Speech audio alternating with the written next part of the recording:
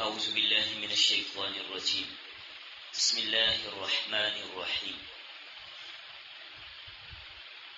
سورہ ہود الف لام را واللہ اعلم بمرادہ کتاب احکمت آیاتہ، یہ کتاب ہے اس کی آیات کو محکم کیا گیا ہے.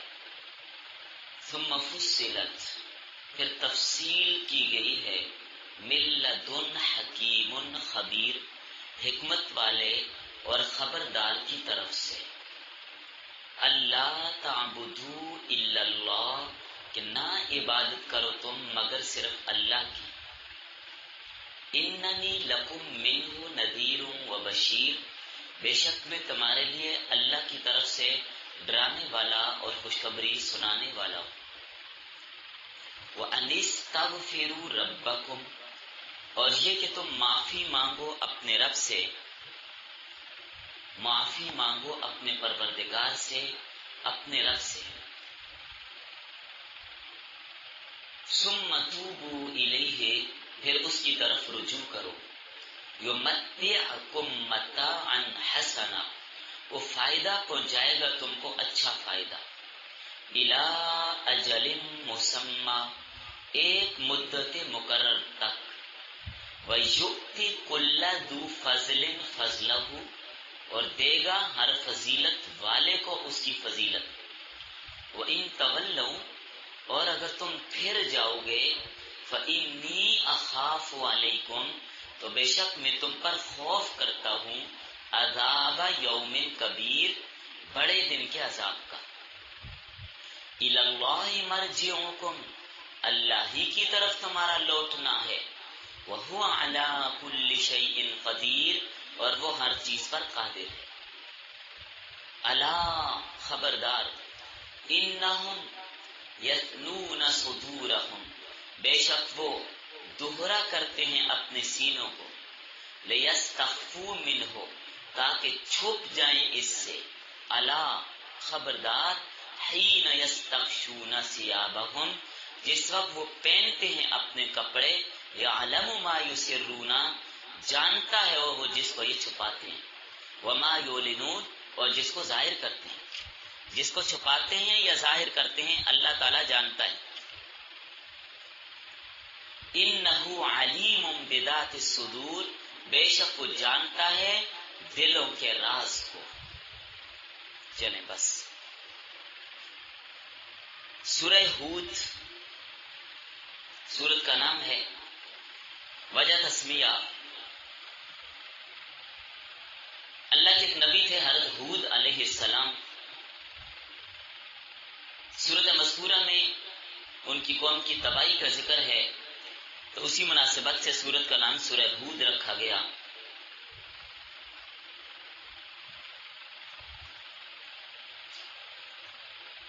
قبائل، یہ سورت مکی ہے، یعنی قبل از ہجرت نازل ہوئی.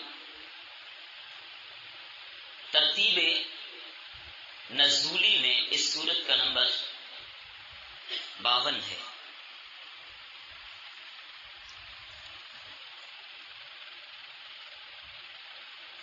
سورۃ اعظم میں 10 رکوع اور 123 آیات ہیں.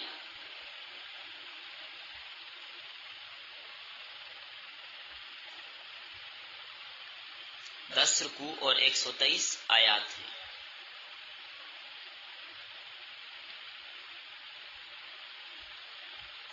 اور ترتیب قرآنی میں سورت کا نمبر 11 ہے.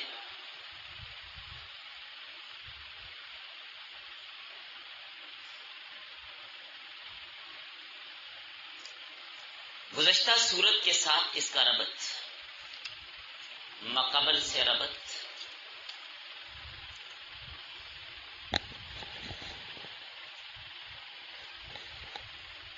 چونکہ یہ بھی مکی سورت ہے، اور جیسے سورہ یونس مکی تھی، اور کئی بار عرض کر دیا کہ مکی صورتوں میں زیادہ تر اصول کو ذکر کیا جاتا ہے، احکام مکی صورتوں میں بہت کم ہوتے ہیں. اس وقت لوگوں کے عقائد مکہ میں ابھی ٹھیک نہیں تھے، عقائد کی اصلاح کروائی جا رہی ہے. عقائد کی تصحیح کی جا رہی تھی، تو مکی صورتوں میں زیادہ تر عقائد ہی کی بحث ہے۔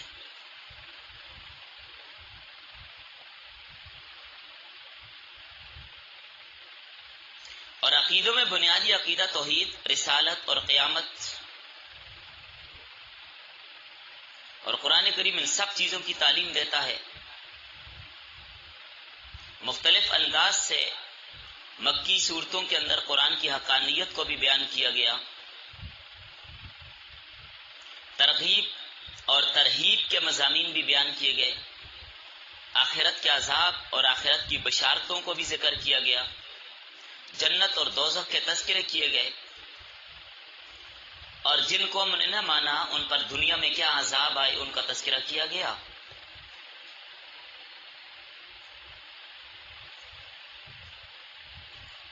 سورہ یونس میں بھی امم سابقہ کے ذکر تھے، اب اس صورت میں سورہ یونس کی بنسبت بھی امم سابقہ کو تفصیل سے بیان کیا گیا ہے۔ سورہ یونس میں اجمال تھا، اس میں تفصیل ہے۔ سورہ ہود میں پہلی امتوں کی ہلاکت اور تباہی کا بہت زیادہ ذکر ہے۔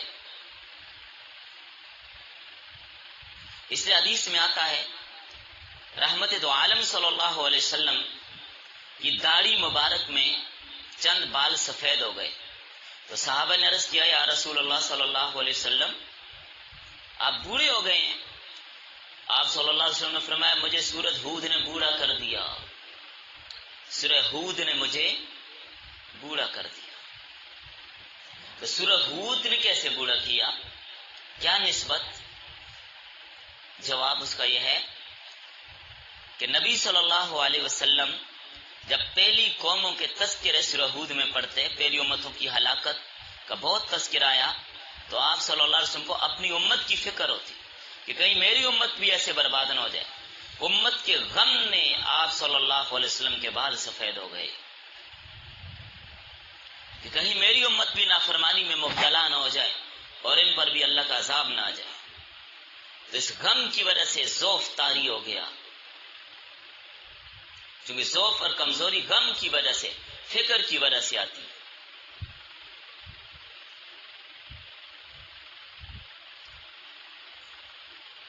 سورت کی ابتدا میں قرآن کریم کی عظمت کو بیان کیا گیا۔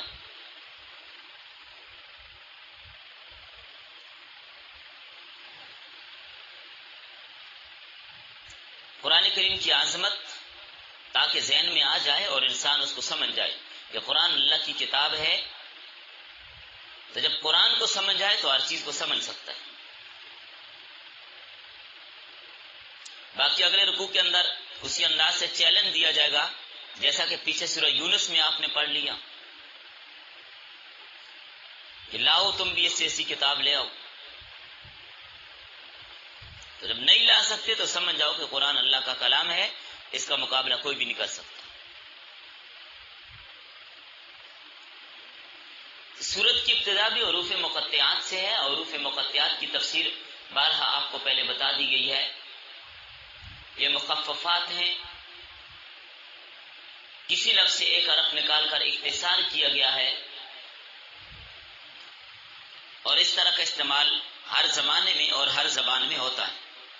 جس طرح D C deputy commissioner, D C deputy commissioner, M B B S اور پی ایچ ڈی، اے سی، تو یہ مخففات استعمال ہوتے رہے۔ تو یہاں پر الف لام را، الف سے اللہ، اللہ کا مخفف ہے الف، اللہ کا ذاتی نام ہے جل جلالہ۔ لام لطیف کا مخفف ہے، باریک بین، اللہ کی صفت ہے، اور را رحمان اور رحیم اور رؤوف کا مخفف ہے۔ تو یہ اللہ کی صفات ہیں، الف لام را، اللہ کا ذاتی نام اور اللہ کے صفاتی نام کا مخفف ہے۔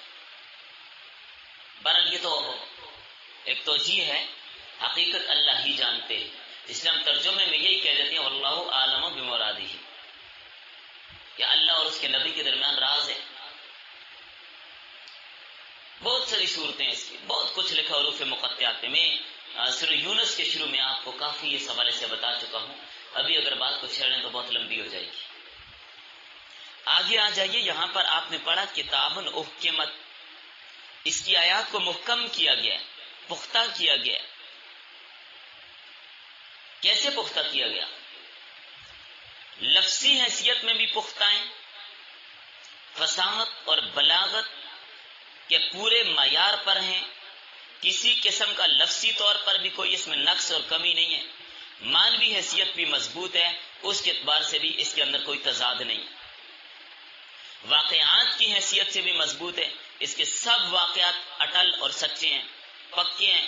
کوئی واقعہ خلاف حقیقت قرآن میں نہیں ہے، اس میں کوئی کسی قسم کا جھوٹ نہیں ہے. اس کے احکام بھی پختہ ہیں، اب وہ منسوخ نہیں ہوں گے، پکے ہیں، تا قیامت رہیں گے. عدل و انصاف پر مبنی ہے، کسی حکم میں کوئی کمزوری نہیں ہے، سب پختہ ہے. اور عام طور پر جو چیز محکم ہو اس میں پیچیدگی آتی ہے، سمجھنا آسان نہیں ہوتا. لیکن اللہ کی کتاب ہے کہ محکم ہونے کے باوجود بھی مفصل بھی ہے اور سمجھنے میں بھی آسان ہے، سمجھنے میں بھی اس میں کوئی دشواری نہیں ہے. ہر بات بالکل صاف اور واضح ہے قرآن کی، جس کا سمجھنا بھی آسان. اور یہ کتاب حکیم اور خبیر ہے، اور خبیر کی طرف سے ہے. احکام بھی اس کے اندر جامع ہیں، احکام بھی اس کے اندر جامع ہیں، اور تفصیل بھی ہے.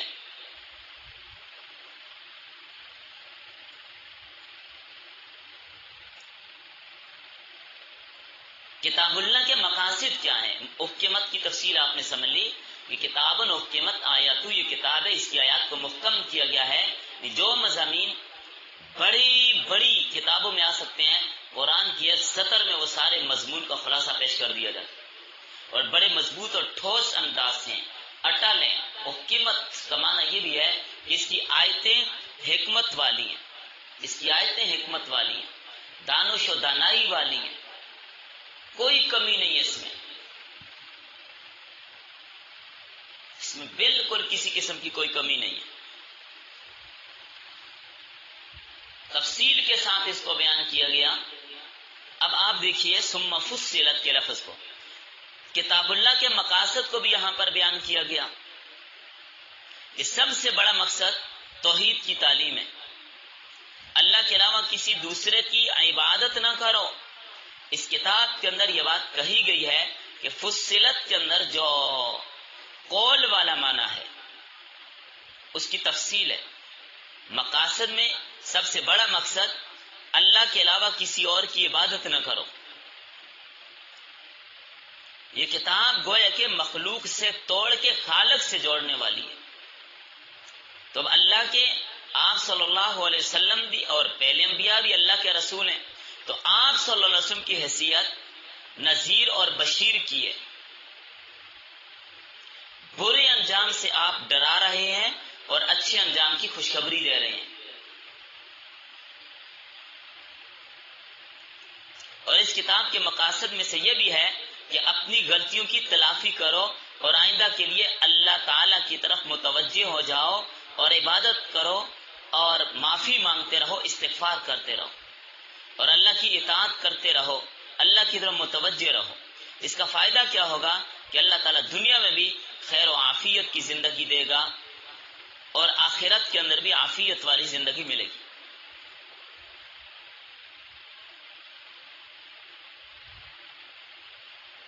کافر کو دنیا میں دولت ملتی ہے، صحت ملتی ہے، کھانا پینا ملتا ہے، لیکن اس کو متاع حسن نہیں کہا جا سکتا، وہ اس کے لیے عذاب ہے.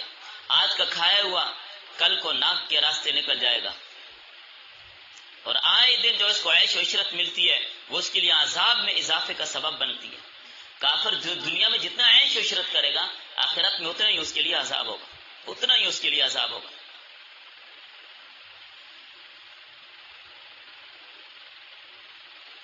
لیکن توبہ اور استغفار کرنے والوں کو اللہ تعالیٰ دنیا میں بھی راحت دیں گے، تو یہ متاع حسن کا مصداق ہے، اس کا انجام برا نہیں ہوگا.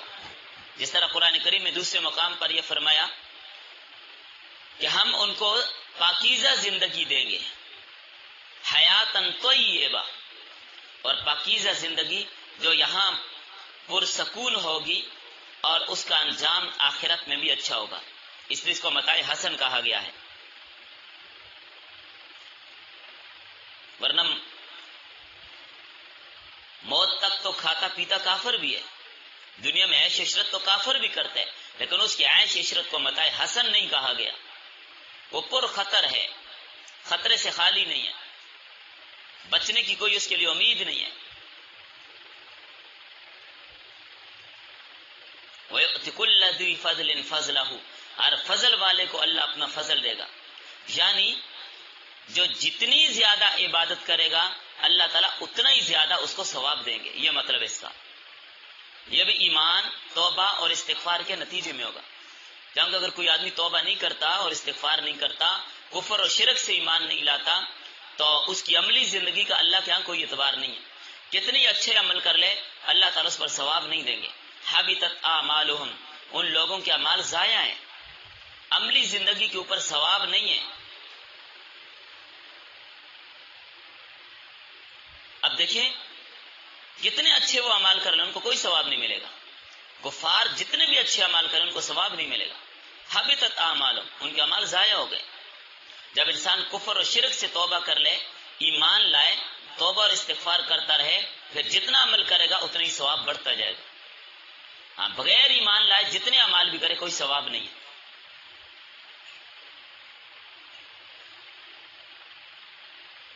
چونکہ کافر کسی صورت میں بھی اللہ کے عذاب سے بچ نہیں سکتا۔ الی اللہ مرجعکم، تم چھوٹ نہیں سکتے۔ یعنی ایک آدمی کوئی جرم کرتا ہے تو اس کو بچنے کی دو صورتیں ہوتی ہیں، یا تو حاکم کو پتہ نہیں ہوتا تو بچ جاتے ہیں، یا پتہ ہے لیکن مجرم بھاگ جاتے ہیں۔ ایسے ہی ہوتا ہے نا، حاکم کو پتہ تو ہے لیکن جرم کر کے بندہ کیا ہو گیا، بھاگ گیا تو بچ گیا، یا حاکم کو پتہ نہیں ہے تو بچ گیا، یا حاکم پکڑنے پہ قادر نہیں ہے بھاگ گیا تو بچ گیا، یا جو سزا اس نے اپنے قانون کے اندر نافذ کر رکھی ہے اس میں مختلف قسم کی رکاوٹیں ہیں، وہ سزا جاری نہیں کر سکتا، بیرونی دباؤ ہے یا کوئی بھی مسئلہ ہے، یا مجرم زور آور ہے اس کو سزا دینے پر قادر نہیں ہے، یا پکڑا نہیں جا رہا کہیں بھاگ کر چھپ گیا، یا اس کے جرم کی تفصیل حاکم کے سامنے نہیں آئی، تو یہ ساری صورتیں ہیں۔ لیکن اللہ تعالیٰ سے نہ کوئی بھاگ سکتا ہے، نہ کوئی چھپ سکتا ہے، نہ کوئی اللہ سے زور آور ہے، نہ اللہ سے کوئی بات پوشیدہ ہے، اللہ کو ساری چیزوں کا پتہ بھی ہے اور کوئی بھاگ کر کہیں جا بھی نہیں سکتا، تو اللہ کے عذاب سے کوئی بچ سکتا بھی نہیں ہے۔ پکڑے جائیں گے الی اللہ مرجعکم، سب کا لوٹ کر جانا بھی اسی کی طرف ہے، کوئی اس سے بچ سکتا نہیں ہے۔ وہ علی کل شیء قدیر، وہ ہر چیز پر قادر ہے، وہ ہر چیز کا احاطہ کرنے والا ہے۔ بھاگ کر کہاں جائے گا، کہاں جا کر چھپے گا، کوئی چھپنے کی بھاگنے کی جگہ نہیں ہوگی۔ منافقین کی عادت تھی کہ نبی صلی اللہ علیہ وسلم کی مجلس سے چھپ چھپ کر سرگوشی کرتے ہوئے نکل جاتے تھے، اسلام اور مسلمانوں کے خلاف کوئی نہ کوئی بات کرنی ہوتی، چھپ چھپ کے سرگوشیاں کرتے، اگرچہ ان کا مقصد اللہ سے چھپانا نہیں لیکن اللہ کے رسول کے خلاف سازشی کرنا تھا۔ تو جب وہ یہ سمجھے کہ اللہ کو ان کے اس عمل کی اطلاع نہیں ہے یا اللہ کو ہماری سازشوں کا پتہ نہیں ہے، اور نہ اگر ان کو سب پتہ ہو کہ اللہ کو سب پتہ ہے اور اللہ اپنے رسول کو خبر دیتا ہے، تو پھر اس طرح چھپ چھپ کر باتیں کرنے کی کیا ضرورت ہے؟ تو جو بات علی الاعلان نہ کر سکیں وہ چھپ کر بھی نہیں کہہ سکتے، جبکہ ان کو پتہ ہے کہ اللہ کے علم میں ہے، اللہ ان کو اطلاع دے دے گا۔ تو یہ ایک ان کی حالت کے اوپر انکار ہے، اور انکار کے ضمن میں اللہ تعالیٰ کے علمی احاطے کو بھی ذکر کیا گیا کہ ہر چیز اللہ کے علم میں ہے، کوئی اس سے کچھ چھپا نہیں سکتا، کوئی چیز اس سے پوشیدہ نہیں رہتی۔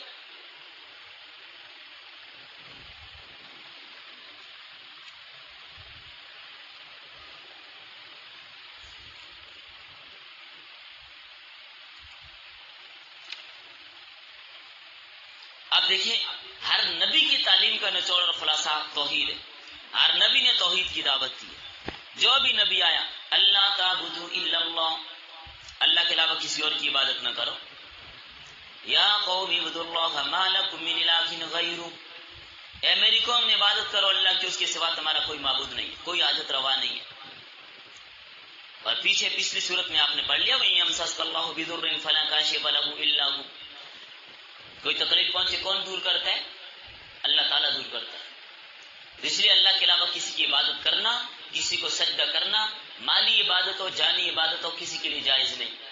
نبی صلی اللہ علیہ وسلم سے پوچھا گیا کہ ہم آپس میں جب دیر سے ملتے ہیں، معانقہ کرتے ہیں، گلے لگ کر ملتے ہیں، فرمایا مل سکتے ہو، مصافحہ کر سکتے ہیں، کر سکتے ہیں.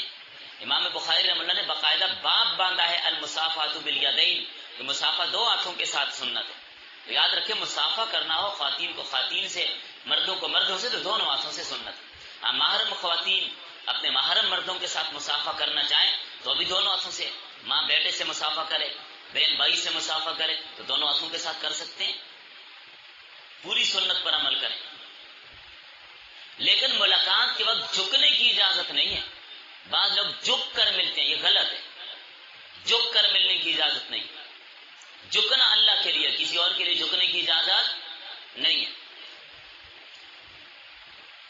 القیس بن سعد نبی صلی اللہ علیہ وسلم کے زمانہ میں انچارج تھے. یوں سمجھے کہ جو محکمہ پولیس ہوتا ہے اس کے انچارج تھے. عراق کے علاقے میں گئے، ہیرا میں. یہ بہت بڑی منڈی تھی یہاں پہ عراق میں. جس طرح آج کل بھی دنیا میں مختلف ملکوں میں مختلف منڈیاں ہوتی ہیں، عالمی منڈیاں ہوتی ہیں. انہوں نے دیکھا لوگ یہاں پر اپنے پادریوں اور چودھریوں اور بزرگوں کو سجدہ کرتے ہیں. انہوں نے نبی صلی اللہ علیہ وسلم سے عرض کیا، یا رسول اللہ، میں نے ہیرا کے علاقے میں دیکھا لوگ اپنے بڑوں کو سجدہ کرتے ہیں، تو ہم آپ کو سجدہ نہ کیا کریں؟ آپ نے فرمایا بتاؤ، اگر میری وفات ہو جائے، مجھے قبر میں دفنا دیا جائے تو کیا تم میری قبر کو سجدہ کرو گے؟ قال لا، انہوں نے کہا نہیں، قبر پر سجدہ نہیں کرے گا. فرمایا اسی طرح زندگی میں بھی مجھے سجدہ نہ کرو. سجدہ صرف اللہ کے لیے، کسی اور کے لیے نہیں. تو معاملہ بالکل واضح کر دیا کہ سجدہ اللہ کے علاوہ کسی اور کے لیے جائز نہیں. جی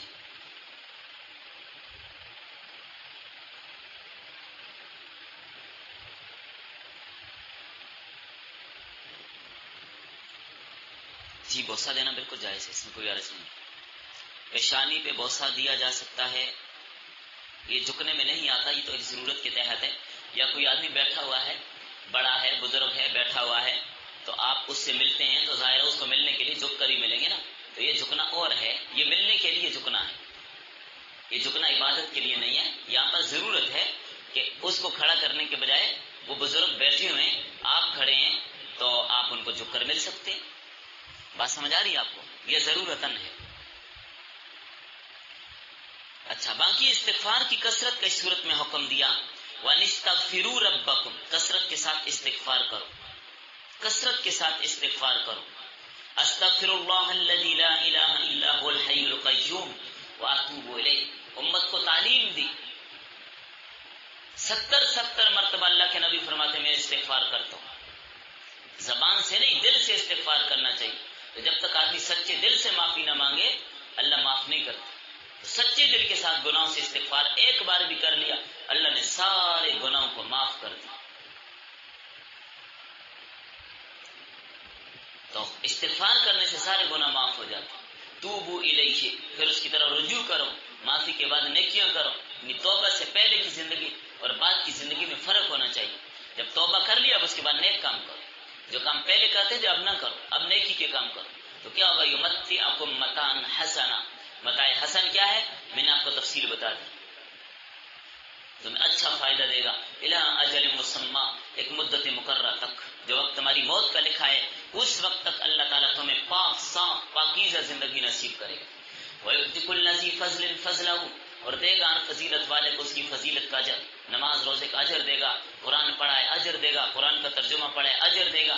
ایک آیت ترجمہ اور تفسیر کے ساتھ پڑھی 1000 نفلوں سے زیادہ اجر دے گا. درود شریف پڑھا اللہ اجر دے گا. کسی کو تعلیم دی اللہ اجر دے گا. تعلیم حاصل کی اللہ اجر دے گا. کسی پر صدقہ کیا اللہ اس پر اجر دے گا. تبلیغ کی اس پر اللہ اجر دے گا. کیا تبلیغ کیا ہے؟ کسی کو کہہ دیا چلو بھائی نماز پڑھو، نماز کا ٹائم ہو گیا. کسی کو کہہ دیا یہ کام گناہ ہے نہ کرو، یہ تبلیغ ہے. اسی کا نام تبلیغ ہے. دعوت دینا، برائی سے روکنا، برے کاموں سے منع کرنا، نیکی کی طرف لانا، اسی کا نام تبلیغ ہے. لوگوں کو واعظ و نصیحت کرنا، اسی کا نام تبلیغ ہے.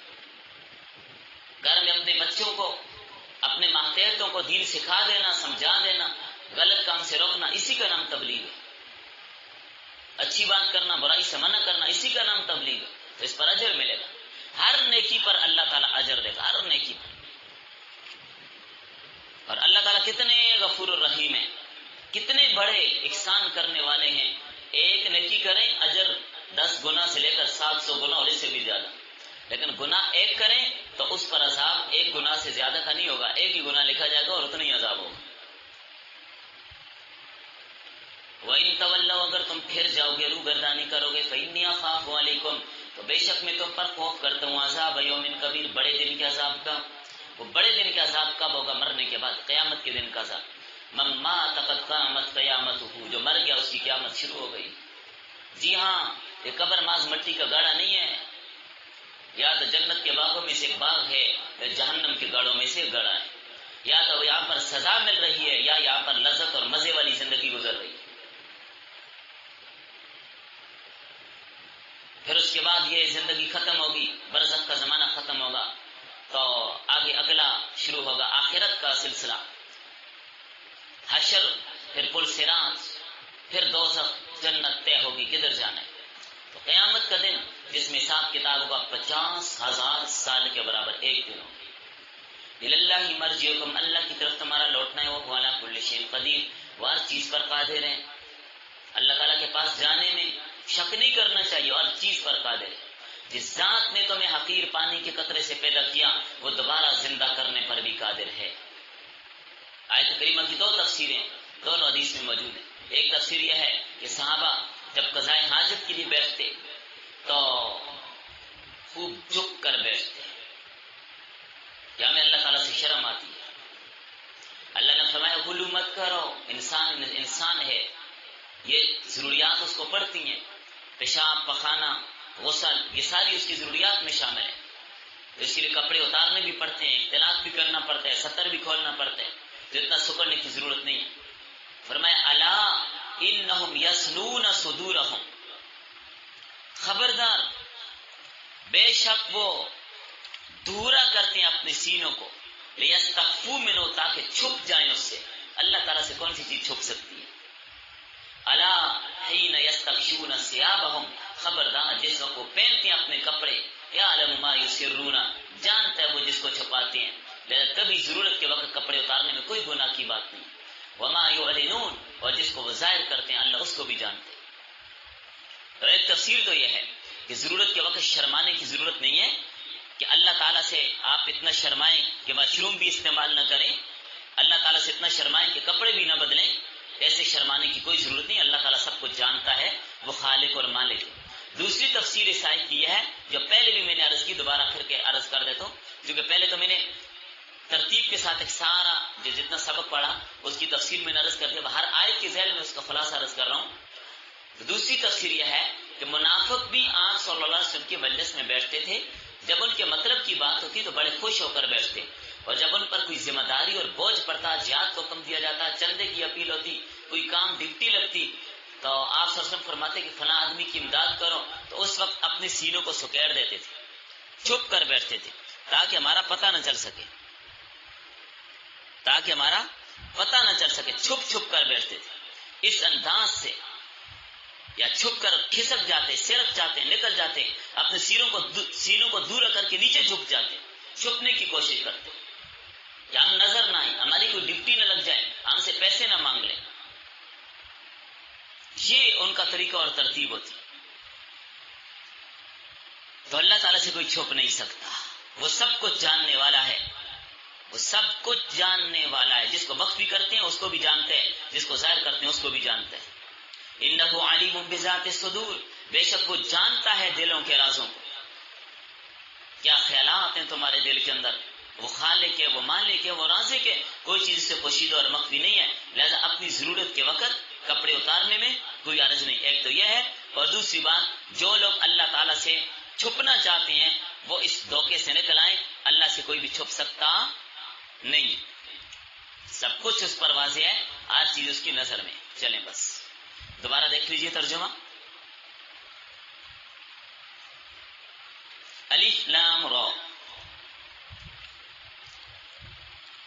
کتاب احکمت آیاتہ، یہ کتاب ہے، اس کی آیات کو محکم کیا گیا ہے، ثم فصلت، پھر تفصیل کی گئی ہے، من لدن حکیم خبیر، حکمت والے اور خبردار کی طرف سے۔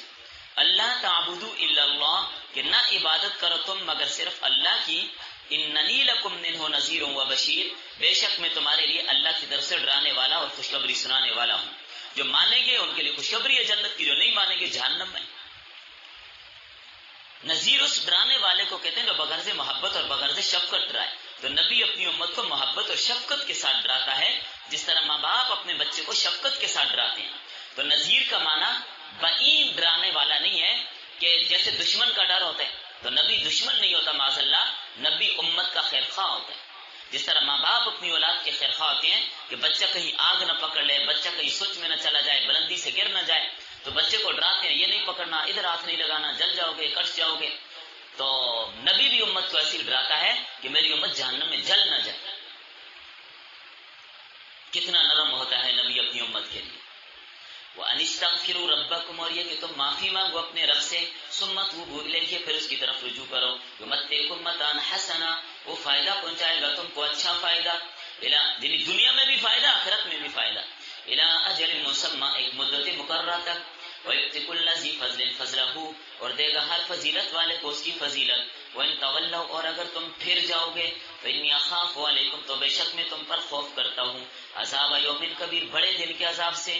اگر میری بات کو نہیں مانو گے، پھر جاؤ گے، کفر کی طرف لوٹ جاؤ گے، تو بڑے دن کے عذاب کا خطرہ ہے۔ الی اللہ مرجعکم، اللہ کی طرف تمہارا لوٹنا ہے، وہو علی کل شیء قدیر، اور وہ ہر چیز پر قادر ہے۔ الا، خبردار، انہم یسنون صدورہم، بے شک وہ دورا کرتے ہیں، جھکا دیتے ہیں اپنے سینوں کو، لیستخفوا منہ، تاکہ چھپ جائیں اس سے، الا، خبردار، حین یستغشون ثیابہم، جس وقت وہ پہنتے ہیں اپنے کپڑے، یعلم ما یسرون، جانتا ہے وہ جس کو وہ چھپاتے ہیں، وما یعلنون، اور جس کو وہ ظاہر کرتے ہیں، انہ علیم بذات الصدور، بے شک وہ جانتا ہے دلوں کے راز کو۔ تو آج سورہ ہود کا درس نمبر 1 ہے، آیت نمبر 1 سے لے کر آیت نمبر 5 تک آپ کا سبق ہو گیا۔